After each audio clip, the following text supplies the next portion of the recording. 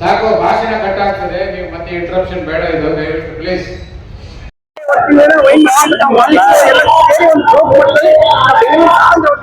ಸರ್ಕಾರಕ್ಕೆ ಮರಮುಟ್ಟಗಳ ಪ್ರತಿಭಟನೆ ಮಾಡ್ತಾ ಇದ್ದಾರೆ. ಮಾನ್ಯ ಮುಖ್ಯಮಂತ್ರಿಗಳು ಸಿದ್ದರಾಮಯ್ಯನವರಿಗೆ, ಉಪಮುಖ್ಯಮಂತ್ರಿಗಳು ಡಿ.ಕೆ. ಶಿವಕುಮಾರ್ ಅವರಿಗೆ, ಅಬಕಾರಿ ಸಚಿವರಿಗೆ ನಮ್ಮ ಮನವಿ ಬೇಡಿಕೆ ಹೇಳಿ ಸರ್.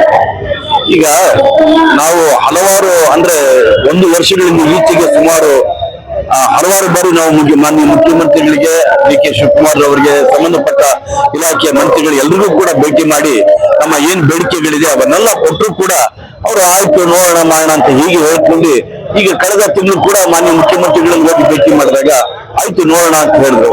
ಈಗ ನೋಡಿದ್ರೆ ಏನಾಗಿದೆ, 1-2 ಪಟ್ಟು ಜಾಸ್ತಿ ಮಾಡಿರೋದನ್ನ ಕೂಡ ಈಗ 50%ಗೆ ಅಂದ್ರೆ ಅರ್ಧಕ್ಕೆ ಇಳಿಸಿದ್ದಾರೆ.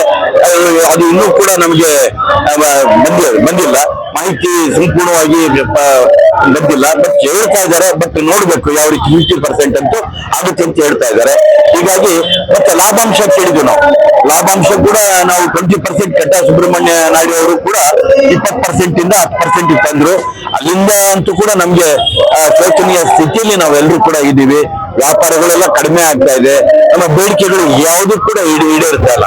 ಹೀಗಾಗಿ ಏನಾಗಿದೆ, ನಾವು ಪದೇ ಪದೇ ಸಂಬಂಧಪಟ್ಟ ಇಲಾಖೆಯವರಿಗೆ, ಮಂತ್ರಿಗಳಿಗೆ, ಮುಖ್ಯಮಂತ್ರಿಗಳಿಗೆ ಎಷ್ಟು ಬಾರಿ ಕೂಡ ನಾವು ಭೇಟಿ ಮಾಡಿ ಮನವಿ ಕೊಟ್ಟರು ಕೂಡ ಆಯ್ತು ನೋಡೋಣ, ಅವರು ಮಾತನಾಡೋ ರೀತಿ ನೋಡಿದ್ರೆ ಏನೋ ಆಗುತ್ತೆ, ಒಳ್ಳೇದು ಮಾಡಬಹುದು ಅಂತ ತಿಳ್ಕೊಂಡಿದ್ದು. ಬಟ್ ಇವ್ರಿಗೆ ಏನು ಆಗ್ಲಿಲ್ಲ, ಏನೋ 50% ಮಾಡಿದ್ದಾರೆ. ಬಟ್ ಇದು ಕೂಡ ಜಾಸ್ತಿ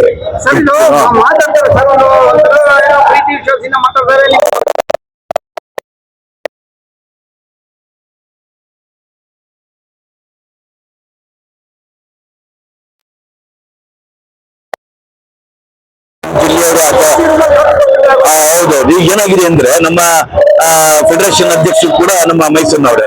ಹೀಗಾಗಿ ನಮ್ಮ ಮಾನ್ಯ ಮುಖ್ಯಮಂತ್ರಿಗಳು ಕೂಡ ಬಹಳ ಆಪ್ತಿಯ ಸ್ನೇಹಿತರು ಕೂಡ, ಯಾರು ಅಧ್ಯಕ್ಷರು ಮತ್ತೆ ಮುಖ್ಯಮಂತ್ರಿಗಳು. ಹೀಗಾಗಿ ನಾವು ಹೋದಾಗ ಏನಾಗೋದು, ಬಹಳ ಪ್ರೀತಿಯಿಂದ ನಮ್ಮನ್ನ ಬಂದ್ರಪ್ಪ ಎಲ್ಲ ಮೈಸೂರಿನವ್ರು ಬನ್ನಿ ಅಂತ ಹೇಳಿ, ನಮ್ಮ ಕ್ಷೇತ್ರದವ್ರು ಬನ್ನಿಯಪ್ಪ ಅಂತ ಹೇಳಿ ಮಾಡಿ ಬಹಳ ಪ್ರೀತಿಯಿಂದ ಎಲ್ಲರೂ ಕೂಡ ನಮ್ಗೆ ಮಾಡ್ತಾರೆ. ಬಟ್ ಪ್ರೀತಿ ಮಾಡ್ತಾರೆ, ಅದೇ ರೀತಿ ಕೂಡ ನಡ್ಕೊಳ್ತಾ ಇಲ್ಲ ಅನ್ನೋದು ಒಂದು ಬೇಸರ. ಇಲ್ಲ ಅದು ಬಹಳ ಶೋಚನೀಯ. ಇದೇ ಮೈದಾನದಲ್ಲಿ ಸಾಕಷ್ಟು ಪ್ರತಿಭಟನೆಗಳನ್ನ ನೀವು ಬಹಳಷ್ಟು ದಿನನಿತ್ಯ ನೋಡ್ತಾ ಇದ್ದೀರಿ. ಉದಾಹರಣೆಗೆ ರಾಜ್ಯ ಸರ್ಕಾರಿ ನೌಕರರ ಸಂಘದವರು ಆಗಿರ್ಬೋದು, ಅವ್ರು ಪ್ರತಿ 5 ವರ್ಷಕ್ಕಾದ್ರೂ 1 ಸರಿ 2 ಸರಿ ತಮ್ಮ ಬೇಡಿಕೆಗಳು ಹೋರಾಟ ಮಾಡ್ತಾನೆ ಮಾಡ್ತಾ ಇದ್ದಾರೆ. ಅವ್ರಿಗೆಲ್ಲ 1-2 ವರ್ಷಕ್ಕೆ 3 ವರ್ಷಕ್ಕೂ ಅವ್ರು ಏನು ಹೋರಾಟಕ್ಕೆ ಸ್ತಂಭಿಸಿ ಅವ್ರಿಗೆ ಏರಿಕೆ ಮಾಡೋದು, ಸಂಬಳನ ಇನ್ನೊಂದು ಮತ್ತೊಂದು ಇದನ್ನ ಕೊಡ್ತಾವ್ರೆ. ಆದ್ರೆ ಇವ್ರು ಏನ್ 10% ಕಳೆದ 2015-16ರಲ್ಲಿ ನಿಗದಿ ಮಾಡಿದ್ರು, ಅಲ್ಲಿಂದ ಈಗ 2025 ಬಂದಿದ್ದೀವಿ. ಇಲ್ಲಿವರೆಗೂ ಸಹ ಯಾವುದೇ ರೀತಿ ಬದಲಾವಣೆ ಆಗಿಲ್ಲ. ಸಾಕಷ್ಟು ಸೂಕ್ಷ್ಮ ಕೆಲವು ವಿಚಾರಗಳನ್ನ ನಿಮ್ಮ ಗಮನಕ್ಕೆ ತರಕ್ಕೆ ಇಚ್ಛೆಪಡ್ತೀವಿ. ಸ್ಥಳೀಯವಾಗಿ ಗ್ರಾಮ ಪಂಚಾಯತಿಯಿಂದ ಹಿಡಿದು ಪುರಸಭೆ, ನಗರಸಭೆವರೆಗೂ ಆಸ್ತಿ ತೆರಿಗೆಯನ್ನ ಈಗಾಗಲೇ 3-4 ಸಾರಿ ಪರಿಷ್ಕರಣೆಯಾಗಿ ಜಾಸ್ತಿ ಮಾಡವ್ರೆ. ಅದೇ ರೀತಿ ನೌಕರು ಈ ಹಿಂದೆ ಏನ್ ಕೆಲಸ ಮಾಡ್ತಾ ಇದ್ರು ಅವ್ರ ಸಂಬಳನೂ ಸಹ ಈಗೆಲ್ಲ ಜಾಸ್ತಿ ಆಗಿದೆ. ಕೆಇ ಬಿಲ್ ಇರ್ಬೋದು, ವಿದ್ಯುತ್ ಬಿಲ್ ಇರ್ಬೋದು, ಟ್ಯಾಕ್ಸ್ ಇರ್ಬೋದು, ಬೇರೆ ರೀತಿಲೆಲ್ಲ ಹೆಚ್ಚಾಗಿದೆ ವಿನ ಏನು ಒಬ್ಬ ಸನ್ನದ್ಧದಾರರು ಸರ್ಕಾರಕ್ಕೆ ಲೈಸೆನ್ಸ್ ಫೀ ಕಟ್ಟಿ ಒಂದು ಉದ್ಯಮ ನಡ್ಸಕ್ ಹೋಗ್ತಾರೆ ಅಂತವನು ಮಾತ್ರ ಯಾವುದೇ ರೀತಿಯಾದಂತ ಸರ್ಕಾರದಿಂದ ಇಲ್ಲಿವರೆಗೂ ಸ್ಪಂದನೆ ಸಿಕ್ಕಿಲ್ಲ. ಮುಂದಿನ ದಿನಗಳಲ್ಲಿ ಅಟ್ಲೀಸ್ಟ್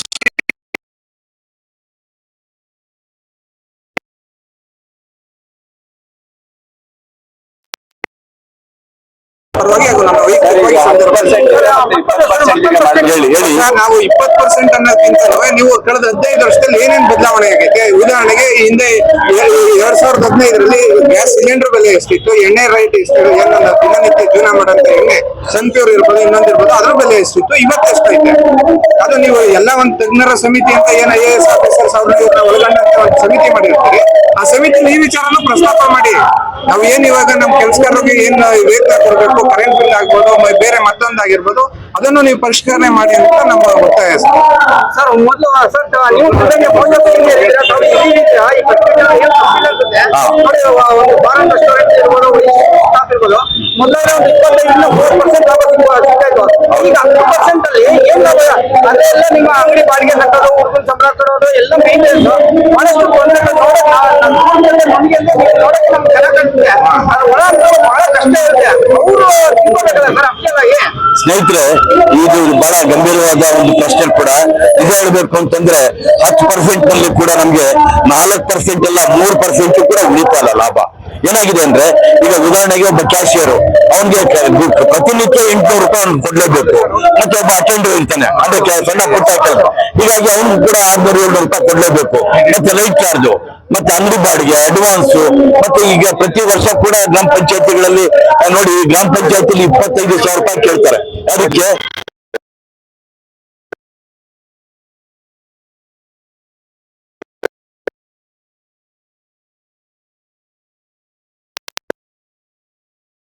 ಮೂರು ವರ್ಷಕ್ಕೆ 4 ವರ್ಷಕ್ಕೆ ಅವರ ವೇತನಗಳನ್ನ ಕೂಡ ಜಾಸ್ತಿ ಮಾಡ್ಕೊಳ್ತಾನೆ ಹೋಗ್ತಾ ಇದ್ದಾರೆ ಹೊರತು ನಾವು ಕೂಡ ಯಾಕೆ ಸರ್ ಕೇಳಬಾರ್ದು? ಕೇಳ್ತಾ ಇದ್ದೀವಿ, ಬಿಲ್ ಕೊಡ್ತಾ ಇದ್ದಾರೆ. ನೋಡಿ, ಬಿಲ್ ಪಾಸ್ ಮಾಡ್ಕೊಂಡ್ರು. ಈಗ ತಮ್ಗೆಲ್ಲ ಗೊತ್ತಿರೋ ಹಾಗೆ, ಯಾಕಂದ್ರೆ ಮಾಧ್ಯಮದ ಸ್ನೇಹಿತರು ನೀವು, ನಿಮ್ಗೆ ಗೊತ್ತಿರೋ ಹಾಗೆ ಈಗ ಕಳೆದ ಒಂದು 5-6 ತಿಂಗಳಲ್ಲಿ ಅವರ ವೇತನ ಕೂಡ ದುಪ್ಪಟ್ಟು ಮಾಡ್ಕೊಂಡ್ರು.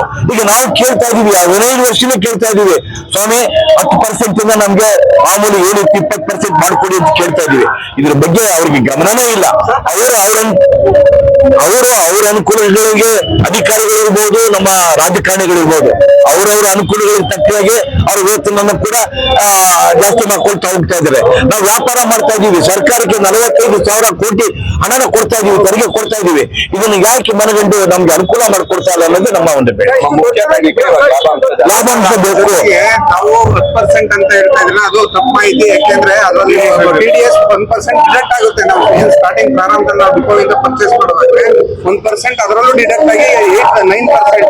ಎಸ್, ಅದರಲ್ಲೂ ದೂರದವ್ರು ಯಾರು ಇದ್ರೆ ಅದರ 1% ಟ್ರಾನ್ಸ್ಪೋರ್ಟ್ ಕೊಡುತ್ತೆ. 8% ಈ ಉದ್ಯಮ ನಡೀತಾರೆ. ಅದನ್ನೆಲ್ಲ ಖರ್ಚೆಲ್ಲ ತೆಗಿಬೇಕಲ್ಲ.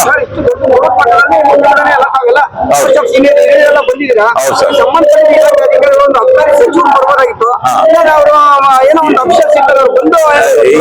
ಸರ್, ನಾವು ಇಷ್ಟು ಸಮಾವೇಶಗಳು ಕೂಡ ತಮ್ಗೆ ಗೊತ್ತಿರಂಗೆ ನಾವು 2-3 ಸಮಾವೇಶಗಳು ಇದೇ ರೀತಿ ಮಾಡಿದೀವಿ. ಯಾವ ಸಚಿವರು ಬರ್ಲಿಲ್ಲ, ಯಾರು ಕೂಡ ಬರಲಿಲ್ಲ, ಅಧಿಕಾರಿಗಳು ಬರ್ತಾರೆ.